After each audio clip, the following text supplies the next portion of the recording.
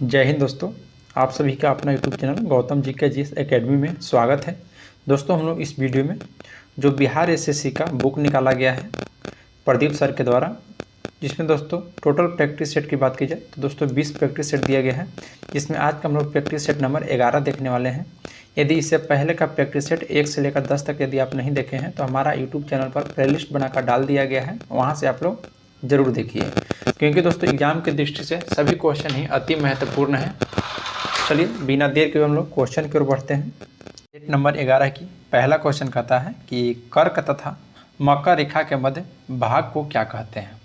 तो देखिए दोस्तों, जो कर्क रेखा तथा मकर रेखा के मध्य भाग को उष्ण कटिबंध या उपोष्ण कटिबंध कहा जाता है। तो इसका ऑप्शन नंबर सी राइट हो जाएगा, उष्ण कटिबंध। या दोस्तों याद रखना है उपोष्ण कटिबंध, क्योंकि दोस्तों यहाँ पर क्योंकि सूर्य की जो किरणें हैं यह वर्षा भर यहाँ पर सीधे पड़ने के कारण यहाँ का तापमान भी जो है वर्षा भर उच्च रहता है, याद रखिएगा।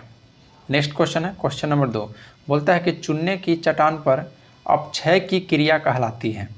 तो दोस्तों चुनने की चट्टान पर अपक्षय की क्रिया याद रखिएगा रासायनिक परिवर्तन कहलाती है। तो ऑप्शन नंबर ए आपका राइट हो जाएगा, रासायनिक परिवर्तन। नेक्स्ट क्वेश्चन पाते हैं, क्वेश्चन नंबर आपका 3। क्वेश्चन 3 बोलता है कि विभिन्न प्रकार के जीव जंतु पौधे सर्वाधिक संख्या में कहाँ पाए जाते हैं। तो यह दोस्तों याद रखिएगा उष्णकटिबंधीय वन में पाए जाते हैं। उष्णकटिबंधीय वन में दोस्तों जीव जंतु पौधे सर्वाधिक संख्या में मिलते हैं उष्णकटिबंधीय वन में, याद रखना है। नेक्स्ट क्वेश्चन पर आते हैं, क्वेश्चन नंबर 4 बोल रहा है कि चैलेंजर गर्त कहाँ स्थित है। तो चैलेंजर गर्त दोस्तों याद रखना है कहाँ पर अवस्थित है, तो आपको प्रशांत महासागर में देखने के लिए मिल जाएगा चैलेंजर गर्त, जो कि ऑप्शन नंबर ए आपका राइट हो जाएगा। और चैलेंजर गर्त की गहराई की बात की जाए दोस्तों तो 5269 फैदम है, याद रखना है 5269 फैदम। और मीटर में पूछेगा तो 11,033 मीटर में हो जाएगा। नेक्स्ट क्वेश्चन पाते हैं, क्वेश्चन नंबर आपका 5 बोल रहा है कि सूची 1 को सूची 2 को सुमेलित कीजिए तथा निम्नलिखित कूट से सही उपयुक्त विकल्प का चयन कीजिए। देखिए दोस्तों, एक तरफ देश दिया गया है और एक तरफ घास के मैदान का नाम दिया गया है। तो देखिए जो दक्षिण अफ्रीका के घास के मैदान है उसे हम लोग बेल्ट कहते हैं। बेल्ट याद रखिएगा, जो घास के मैदान या दक्षिण अफ्रीका में पाया जाता है।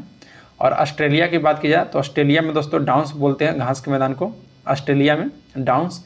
और फिर आपका हो जाएगा दक्षिण अमेरिका, तो दक्षिण अमेरिका का दोस्तों पम्पास है और उत्तरी अमेरिका की घास के मैदान को प्रेरी कहते हैं। तो इसका राइट आंसर हो जाएगा दोस्तों ऑप्शन नंबर आपका बी, जो कि 3142 आपका राइट आंसर हो जाएगा। याद रखिएगा दक्षिण अफ्रीका की घास के मैदान को वेल्ड कहते हैं, ऑस्ट्रेलिया को डाउन्स कहते हैं, दक्षिण अमेरिका को प्रेरी कहते हैं, उत्तरी अमेरिका को प्रेरी कहते हैं और दक्षिण अमेरिका को पम्पास कहते हैं। नेक्स्ट क्वेश्चन है क्वेश्चन नंबर आपका 6 बोलता है कि एस्किमो के घर को कहते हैं। तो देखिए दोस्तों जो एस्किमो के घर को क्या कहते हैं, तो यह दोस्तों इग्लू कहते हैं। तो 6 का ऑप्शन नंबर सी आपका राइट हो जाएगा, इग्लू, याद रखिएगा। नेक्स्ट क्वेश्चन पाते हैं, क्वेश्चन नंबर आपका 7 कहता है कि पीत क्रांति किस फसल के उत्पादन से संबंधित है। तो पीत क्रांति दोस्तों याद रखिएगा तिलहन उत्पादन से संबंधित है। तो ऑप्शन नंबर ए आपका राइट हो जाएगा, तिलहन उत्पादन से पीत क्रांति संबंधित है। दोस्तों आप लोग कमेंट में बताइएगा कि मत्स्य पालन से संबंधित कौन सी क्रांति है, मत्स्य पालन से संबंधित क्रांति कौन सा है, यह आपको कमेंट में बताना है। नेक्स्ट क्वेश्चन पाते हैं, क्वेश्चन नंबर दोस्तों 8 बोलता है कि निम्नलिखित में से कौन सा जीवाश्म ईंधन नहीं है। तो देखिए दोस्तों जो जीवाश्म ईंधन में से कौन सा नहीं है, तो ऑप्शन नंबर ए आपका राइट हो जाएगा, यूरेनियम।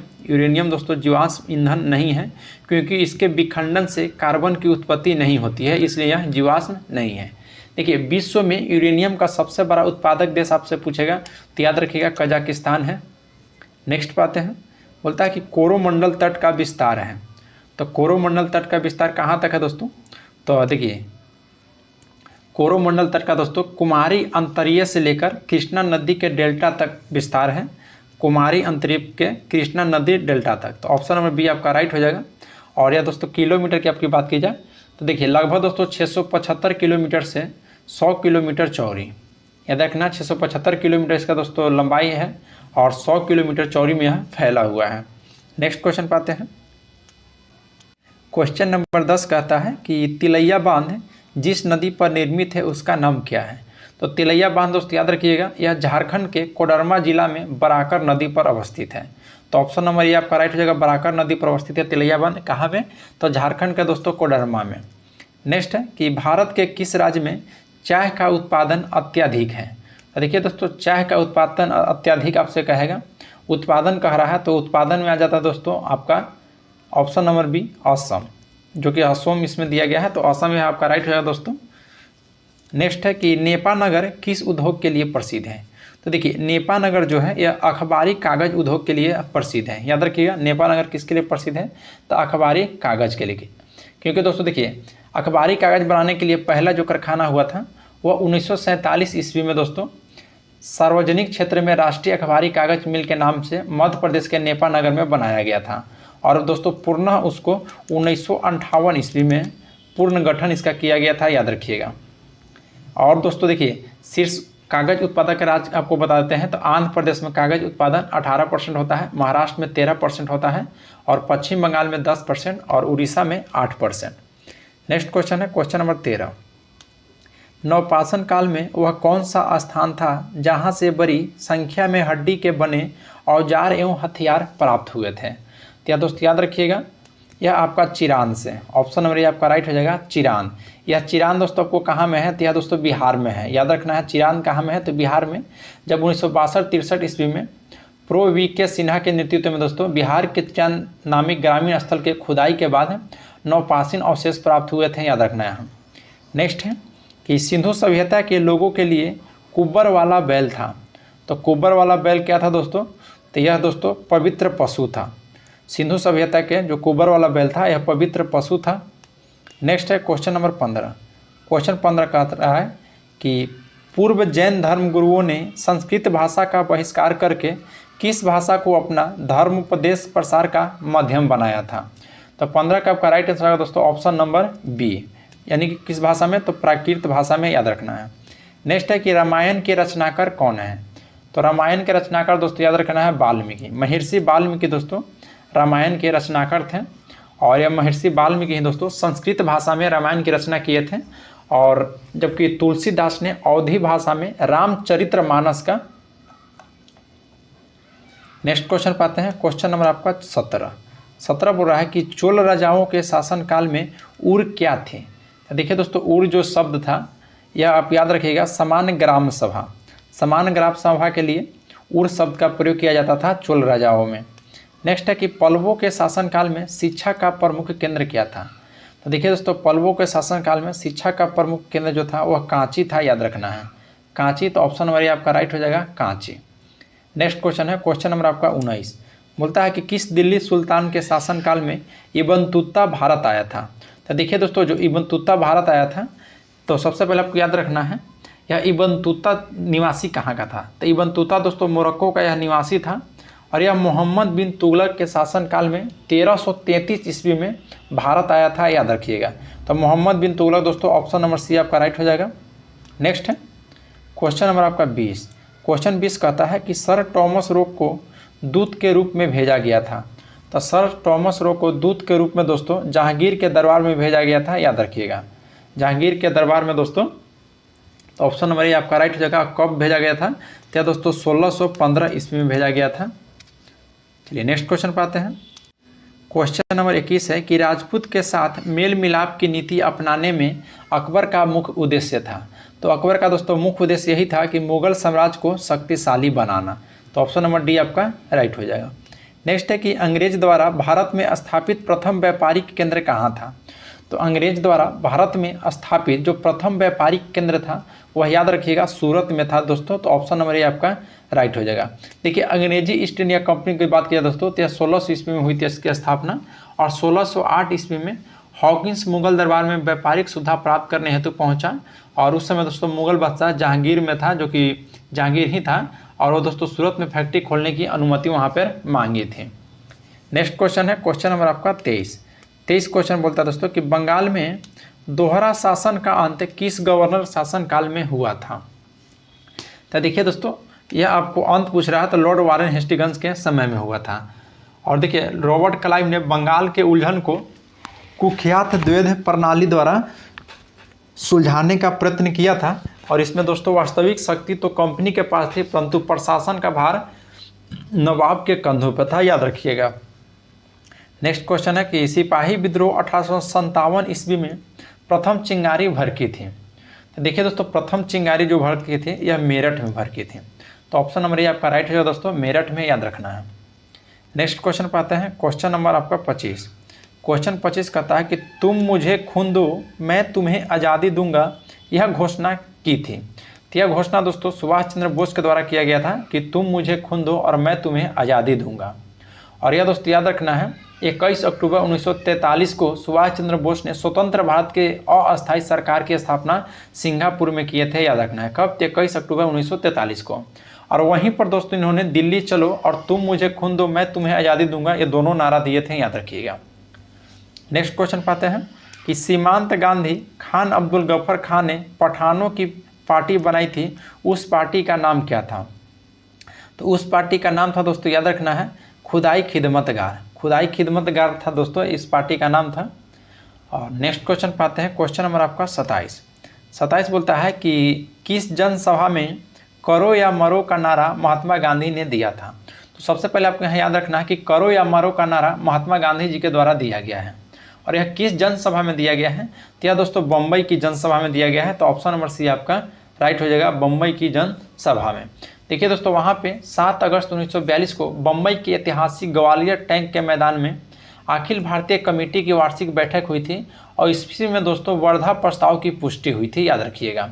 और 8 अगस्त 1942 को गांधी जी ने अपने ऐतिहासिक भाषण में नारा दिया था करो या मरो का। नेक्स्ट है क्वेश्चन नंबर 28 कि प्रजातांत्रिक समाजवाद की अवधारणा को किसने विकसित किया था? तो राइट आंसर हो जाएगा option number C, Jawaharlal Nehru ने, याद रखना है, जवाहरलाल नेहरू ने। नेक्स्ट है कि केंद्र राज्य के मध्य शक्तियों का बंटवारा संविधान के किस अनुसूची में दिया गया है? तो दोस्तों याद रखिएगा, संविधान की 7वीं अनुसूची में केंद्र और राज्य के मध्य शक्तियों का बंटवारा दिया गया है। तो ऑप्शन नंबर आपका बी राइट हो जाएगा, 7वीं अनुसूची में। नेक्स्ट है क्वेश्चन नंबर 30। क्वेश्चन 30 कहता है कि संविधान निर्मात्री परिषद के वैधानिक परामर्शदाता थे। तो दोस्तों कौन थे? तो BN राव, याद रखना है, BN Rao. Option number C आपका राइट हो जाएगा, BN राव। नेक्स्ट है कि किस संविधान संशोधन द्वारा नागरिकों के मौलिक कर्तव्य जोड़े गए हैं? तो देखिए दोस्तों, नागरिकों को जो मौलिक कर्तव्य जोड़ा गया है या 42वां संविधान संशोधन के द्वारा, जो कि 1976 में हुआ था। तो ऑप्शन नंबर ये आपका राइट हो जाएगा, 42वां संविधान संशोधन कब हुआ था? तो 1976 में हुआ था दोस्तों। और यह मूल कर्तव्य 51 के क के तहत जोड़ा गया था इसमें। नेक्स्ट क्वेश्चन पाते हैं, क्वेश्चन नंबर 32 कहता है कि संघ लोक सेवा आयोग के सदस्यों की नियुक्ति की जाती है। तो सदस्यों की नियुक्ति दोस्तों याद रखिएगा, यह राष्ट्रपति के द्वारा किया जाता है। तो ऑप्शन नंबर देख लेते हैं दोस्तों, A, B में तो नहीं है, ऑप्शन नंबर डी में दिया गया दोस्तों, राष्ट्रपति के द्वारा, याद रखिएगा। नेक्स्ट है कि भारत के उप प्रधानमंत्री थे, यानी कि दोस्तों भारत के प्रथम उप प्रधानमंत्री कौन थे? तो 33 का राइट हो जाएगा दोस्तों, ऑप्शन नंबर सी, सरदार वल्लभ भाई पटेल। सरदार वल्लभ भाई पटेल दोस्तों भारत के प्रथम उप प्रधानमंत्री थे। नेक्स्ट है कि सामुदायिक विकास कार्यक्रम का आरंभ किया गया था। तो सामुदायिक विकास कार्यक्रम का दोस्तों प्रारंभ जो किया गया था सन 1952 ईस्वी में, याद रखिएगा, सन 1952 ईस्वी में। नेक्स्ट क्वेश्चन है क्वेश्चन नंबर आपका 35 बोलता है कि लोकपाल विधेयक बिल अपने देश में कब प्रस्तुत किया गया था? तो लोकपाल विधेयक बिल दोस्तों ये याद रखिएगा, सन 1968 में अपने देश में दोस्तों प्रस्तुत किया गया था, सन 1969 ईस्वी में, 1968 में दोस्तों। और इसे लोकसभा में, चौथी लोकसभा में दोस्तों, यानी कि 1969 ईस्वी में इसे पारित भी कर दिया गया था। नेक्स्ट है कि लोकतंत्र की सफलता के लिए कौन सी दलीय प्रणाली सर्वाधिक उपयुक्त है? तो कौन सी दलीय प्रणाली दोस्तों? द्विदलीय प्रणाली, याद रखना है, द्विदलीय प्रणाली। नेक्स्ट है कि भारत के प्रथम पंचवर्षीय योजना का कार्यकाल था।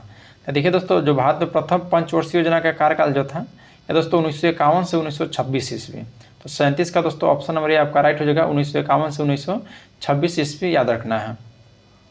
और देखिए दोस्तों, इस प्रथम पंचवर्षीय योजना के तहत है बिजली की सिंचाई, भाखड़ा नागल हीराकुंड बांध, दामोदर घाट योजना प्रारंभ किया गया था, याद रखिएगा। नेक्स्ट है कि अंतर्राष्ट्रीय न्यायालय स्थित है। अंतर्राष्ट्रीय न्यायालय दोस्तों स्थित है, यह 38 का राइट आंसर होगा, ऑप्शन नंबर डी, हेग में। अंतर्राष्ट्रीय न्यायालय कहाँ स्थित है? तो हेग में दोस्तों, याद रखिएगा। नेक्स्ट क्वेश्चन है क्वेश्चन नंबर 39। 39 बोलता है कि अल्प कसल में जब किसी फर्म का उत्पादन बढ़ता है तो उसकी औसत स्थिर लागत, तो देखिए दोस्तों जो उसकी औसत स्थिर जो लागत होता है वह दोस्तों घटती है, याद रखिएगा। नेक्स्ट है, भारतीय संविधान के किस अनुच्छेद का संबंध वित्त विधेयक से है? तो वित्त विधेयक का संबंध दोस्तों किस अनुच्छेद से है? तो याद रखना यह दोस्तों अनुच्छेद 109। अनुच्छेद 109 के दोस्तों धन विधेयक के बारे में कुछ विशेष उपबंध दिया गया है और दोस्तों 110 में ही धन विधेयक की परिभाषा की चर्चा किया गया है। तो इस हिसाब से दोस्तों ऑप्शन नंबर आपका सी बिल्कुल राइट हो जाएगा, याद रखिएगा। नेक्स्ट क्वेश्चन पाते हैं, क्वेश्चन नंबर आपका 41। देखिए 41 बोल रहा है दोस्तों कि कैश फॉर क्वेरी, सवाल पूछने के बदले कैश, या दोस्तों इसका होता है कैश फॉर क्वेरी के मतलब सवाल पूछने के बदले कैश मामले में इनमें से किसकी संसद सदस्यता लोकसभा ने समाप्त कर दी है? तो याद रखिएगा दोस्तों यह ऑप्शन नंबर बी राइट हो जाएगा, महुआ मोइत्रा को, महुआ मोइत्रा को। नेक्स्ट है कि राजस्थान के नए मुख्यमंत्री का नाम बताइए। तो राजस्थान के दोस्तों नए जो मुख्यमंत्री बने हैं वो भजन लाल शर्मा जी बने हैं, याद रखिएगा। नेक्स्ट है कि WHO को विश्व मलेरिया रिपोर्ट 2023 के अनुसार भारत में वर्ष 2022 में मलेरिया के कितने मामले पाए गए थे? तो 2022 में दोस्तों मलेरिया को कितने मामले पाए गए थे? तो यह याद रखिएगा 33.89,000। 33.89,000 दोस्तों राइट आंसर हो जाएगा, ऑप्शन नंबर बी। नेक्स्ट है कि अमेरिका और भारत की 2+2 मीटिंग 9 और 10 नवंबर 2023 को कहाँ हुआ था? तो 44 का राइट आंसर है ऑप्शन नंबर सी। यह दोस्तों नई दिल्ली में मीटिंग हुआ था, याद रखिएगा। अमेरिका और भारत के +2+2 मीटिंग दोस्तों कहाँ हुआ था? तो नई दिल्ली में। क्वेश्चन नंबर आपका 45। किस हिंसा मामले की वजह से डोनाल्ड ट्रंप को अमेरिकी राज्य कोलोराडो को सुप्रीम कोर्ट ने राष्ट्रपति पद के लिए आयोग ठहराया है? क्या दोस्तों याद रखिएगा यूएस कैपिटल हिंसा के तहत, यूएस कैपिटल हिंसा के तहत। नेक्स्ट है कि किस देश को BRICS new development bank NDB का नया सदस्य बनाया गया है? तो 46 का दोस्तों आपका राइट आंसर हो जाएगा ऑप्शन नंबर डी, मिस्र को, याद रखिएगा। मिस्र को दोस्तों नया सदस्य अभी हाल ही में बना है मिस्र न्यू डेवलपमेंट बैंक का। नेक्स्ट है कि किस संगठन के हमले के बाद इजराइल के युद्ध का ऐलान कर दिया गया है? तो इजराइल का दोस्तों युद्ध का ऐलान कर दिया गया था, या दोस्तों याद रखना है हमास। ऑप्शन नंबर बी आपका राइट हो जाएगा, हमास संगठन के हमले के बाद इजराइल ने युद्ध का ऐलान कर दिया है। नेक्स्ट है कि विदेश मंत्री एस जयशंकर ने अक्टूबर 2023 में वियतनाम के किस शहर में महात्मा गांधी की प्रतिमा का अनावरण किया है? तो 48 का राइट आंसर रहेगा ऑप्शन नंबर सी, हो ची मिन सिटी में, हो ची मिन सिटी में, याद रखिएगा। नेक्स्ट पाते हैं क्वेश्चन नंबर 49। सीमा सड़क संगठन BRO के नए महानिदेशक कौन बने हैं? तो BRO को दोस्तों नए महानिदेशक याद रखिएगा श्रीनिवास बने हैं, lieutenant general Srinivas. Option number B आपका राइट हो जाएगा। नेक्स्ट है कि प्रधानमंत्री मोदी ने मुफ्त में राशन देने वाली योजना प्रधानमंत्री गरीब कल्याण अन्न योजना PMGKY का विस्तार कब तक करने का ऐलान किया है? तो दोस्तों याद रखिएगा वर्ष 2028 तक, वर्ष 2028 तक। नेक्स्ट है कि किस पौधे के वनस्पति भाग होते हैं? तो किसी पौधे के वनस्पति भाग कौन कौन से होते हैं दोस्तों? तो याद रखिएगा जड़, तना और पत्तियाँ। जड़, तना और पत्तियाँ दोस्तों ये किसी भी पौधे का वनस्पतिक भाग होते हैं, याद रखिएगा। तो ऑप्शन नंबर 51 का राइट हो जाएगा ऑप्शन नंबर ए। चलिए नेक्स्ट क्वेश्चन पाते हैं, क्वेश्चन नंबर आपका 52। क्वेश्चन दोस्तों 52 बोल रहा है कि निम्नलिखित में से कौन सा एक कोशिकीय हरित शैवाल है? तो एक कोशिकीय हरित शैवाल दोस्तों कौन सा है? तो ऑप्शन नंबर डी राइट हो जाएगा, क्लेमाइडोमोनस। क्लेमाइडोमोनस दोस्तों यह एक कोशिकीय हरित शैवाल है, याद रखिएगा। नेक्स्ट क्वेश्चन पाते हैं, क्वेश्चन नंबर आपका 53। देखिए क्वेश्चन 53 का कहता है, ध्यान दीजिएगा कि केले का खाने योग्य हिस्सा क्या कहलाता है? तो केले का दोस्तों जो खाने योग्य हिस्सा होता है उसे हम लोग कहते हैं अंतःफलभिति और मध्य फलभिति। अंतःफलभिति और मध्य फलभिति दोस्तों यह केले के खाने योग्य भाग होता है। नेक्स्ट है, इनमें से किस पौधे को ग्रीन गोल्ड कहा जाता है? तो ग्रीन गोल्ड दोस्तों यह याद रखिएगा किस पौधे को कहा जाता है? तो यह दोस्तों बांस को, ऑप्शन नंबर सी हो जाएगा। यह बांस जो होता है दोस्तों इसे ग्रीन गोल्ड भी कहा जाता है, याद रखिएगा। नेक्स्ट है कि किसकी न्यूनता के कारण रक्तल्पता रोग होता है? तो 55 का ऑप्शन नंबर डी आपका राइट हो जाएगा, उपरोक्त सभी। क्योंकि दोस्तों देखिए फोलिक अम्ल, विटामिन B12 और लोहा ये सभी के दोस्तों कारण ही रक्तलापता रोग। क्वेश्चन नंबर 56 बोलता है कि आयोडीन की कमी के कारण कौन सा रोग होता है। तो याद रखिए दोस्तों, आयोडीन की कमी के कारण गंडमाला यानी कि दोस्तों घेंघा रोग होता है। तो ऑप्शन नंबर बी आपका राइट हो जाएगा 56 का ऑप्शन नंबर बी। नेक्स्ट पाते हैं क्वेश्चन नंबर 57, निम्न में से कौन सा सर्वाहारी नहीं है। तो सर्वाहारी इसमें कौन सा नहीं दोस्तों, तो सांप। सांप याद रखिएगा, यह सर्वाहारी प्राणी नहीं है, यह एक दोस्तों मांसाहारी जंतु है। मांसाहारी में वे जंतु शामिल होते हैं दोस्तों कि जो सिर्फ मांस का सेवन करते हैं, जैसे हो जाएगा शेर, चीता, बाघ, ये सभी दोस्तों मांसाहारी में आता है, याद रखिएगा।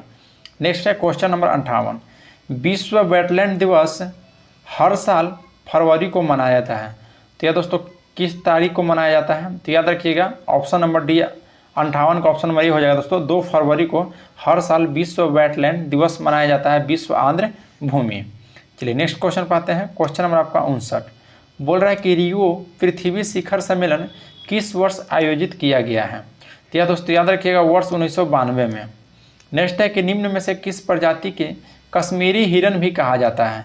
तो किस प्रजाति को दोस्तों कश्मीरी हिरन कहा जाता है, तो right answer option number A Hangul को याद रखिएगा, हांगुल। नेक्स्ट पाते हैं, सीवेज में पाई जाने वाली बैक्टीरिया अधिकतर होती है। तो सीवेज में पाई जाने वाली बैक्टीरिया अधिकतर दोस्तों यह रोगजनक होती है, याद रखिएगा। नेक्स्ट है कि निम्न में से किस में क्लोरोफ्लोरोकार्बन होते हैं। तो क्लोरोफ्लोरोकार्बन किस में होता है दोस्तों, तो यह याद रखिएगा परशीतकों में। परशीतकों में दोस्तों ऑप्शन नंबर सी आपका राइट हो जाएगा, जो कि दोस्तों रेफ्रिजरेटर में पाया जाता है। चलिए नेक्स्ट क्वेश्चन पाते हैं, क्वेश्चन नंबर आपका 63 बोल रहा है दोस्तों कि लेंस बनाने के लिए निम्नलिखित में से किसका उपयोग नहीं होता है। तो लेंस बनाने के लिए दोस्तों याद रखिएगा किसका उपयोग नहीं होता है, तो ऑप्शन नंबर आपका राइट हो जाएगा ए, जो कि दोस्तों मिट्टी का। याद रखिएगा लेंस बनाने में मिट्टी का प्रयोग नहीं होता है। नेक्स्ट है कि प्रकाश वर्ष द्वारा किसे मापा जाता है। तो प्रकाश वर्ष द्वारा दोस्तों दूरी को मापा जाता है, याद रखिएगा। प्रकाश वर्ष दोस्तों वह दूरी है जो प्रकाश 1 वर्ष में तय करता है, याद रखिएगा। और एक प्रकाश वर्ष पर आप पूछेगा आपसे दोस्तों कि कितना होता है किलोमीटर, तो 9.46 गुने 10 के पावर दोस्तों 12 किलोमीटर होता है, याद रखिएगा। नेक्स्ट पाते हैं, क्वेश्चन नंबर 65 कहता है कि ऊर्जा संरक्षण के सिद्धांत के संबंध में कौन सा कथन सही है। तो राइट आंसर हो जाएगा ऑप्शन नंबर डी, ऊर्जा न तो निर्माण किया जाता है और न ही इसको नष्ट किया जाता है। ऊर्जा का न तो निर्माण किया जाता है और न ही नष्ट किया जाता है। नेक्स्ट क्वेश्चन है क्वेश्चन नंबर 66, खींचने का एक उदाहरण है। तो खींचने का उदाहरण एक हो गया यह ध्वज फहराना। ऑप्शन नंबर ये आपका राइट हो जाएगा, ध्वज फहराना जो है यह खींचने का एक उदाहरण है। नेक्स्ट क्वेश्चन पाते हैं, क्वेश्चन नंबर 67 है कि ग्रहों की गति के नियम की खोज किसने किया था। तो ग्रहों की गति का नियम का खोज याद रखिएगा केपलर के द्वारा किया गया था। तो ऑप्शन नंबर डी आपका राइट हो जाएगा केपलर। नेक्स्ट क्वेश्चन पाते हैं, क्वेश्चन नंबर 68, हवा में ध्वनि की गति से अधिक गति किसके रूप में जानी जाती है। तो राइट आंसर हो जाएगा ऑप्शन नंबर ए सुपरसोनिक, सुपरसोनिक। नेक्स्ट क्वेश्चन है क्वेश्चन नंबर 69 बोलता है कि निम्नलिखित में से कौन सा दुर्बल अम्ल पानी में घुलने पर H+ आयन प्रदान करता है। तो H+ आयन जो प्रदान करता है यह एसिटिक अम्ल प्रदान करता है, याद रखिएगा। नेक्स्ट क्वेश्चन है क्वेश्चन नंबर 70 कि जब एक धातु पानी के साथ अभिक्रिया करती है तो वह कौन सी गैस निकलती है। तो राइट आंसर हो जाएगा option number D, hydrogen gas निकलती है। जब एक धातु पानी के साथ अभिक्रिया करती है तो हाइड्रोजन गैस निकलती है। नेक्स्ट है कि आग को बुझाता है। तो आग का दोस्तों याद रखिएगा कार्बन डाइऑक्साइड बुझाता है आग को, तो CO2 इसका राइट आंसर हो जाएगा, कार्बन डाइऑक्साइड। नेक्स्ट है कि जब सिल्वर ब्रोमाइड को सूर्य की रोशनी में रखा जाता है तब, तो देखिए जब सिल्वर ब्रोमाइड को सूर्य की रोशनी में रखा जाता है तब ब्रोमीन गैस बनाती है। तो ऑप्शन नंबर डी आपका राइट हो जाएगा, ब्रोमीन गैस। नेक्स्ट है बैसिली ऐसे जीवाणु हैं जो होते हैं। तो बैसिली दोस्तों कैसे जीवाणु हैं जो होते हैं, तो राइट आंसर हो जाएगा 73 का ऑप्शन नंबर ए, या दोस्तों क्षरनुमा होते हैं, याद रखिएगा क्षरनुमा।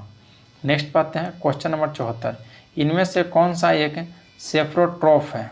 सेफ्रोट्रॉफ कौन सा है, तो 74 का ऑप्शन नंबर बी आपका राइट हो जाएगा, कुकुरमुत्ता। कुकुरमुत्ता है या सेफ्रोट्रॉफ है। नेक्स्ट है कि भारत के में भौतिक विज्ञान के लिए प्रथम नोबेल पुरस्कार किसने प्राप्त किए हैं। तो भारत में भौतिक विज्ञान के लिए प्रथम जो नोबेल पुरस्कार है यह किसने प्राप्त किए हैं, तो 75 का आपका राइट आंसर हो जाएगा ऑप्शन नंबर ए, CV रमन। याद रखिएगा, डॉक्टर CV रमन। देखिए इस सेट में टोटल 75 क्वेश्चन था जो कि जीके जीएस था, और 75 क्वेश्चन ही आपको मैथ और रीजनिंग है। तो इसमें जीके जीएस को हम लोग समाप्त कर लिए हैं, और मैथ और रीजनिंग के लिए हमारा डिस्क्रिप्शन में टेलीग्राम का लिंक दिया गया है। इस लिंक के माध्यम से आप टेलीग्राम में ज्वाइन हो जाइए, और वहाँ पर इसका PDF आपका प्रोवाइड करा दिया गया है फुल डिस्कशन के साथ। तो वहाँ से आप मैथ और रीजनिंग बना सकते हैं। तो चलिए आज के लिए इतना ही। यदि आप हमारे यूट्यूब चैनल पर पहली बार आए हैं तो चैनल को सब्सक्राइब जरूर कीजिएगा, और बेल आइकन को प्रेस कर लीजिएगा, ताकि कोई भी नोटिफिकेशन हो और सबसे पहले आपके पास पहुंच जाए। चलिए मिलते हैं नेक्स्ट क्लास में। जय हिंद दोस्तों।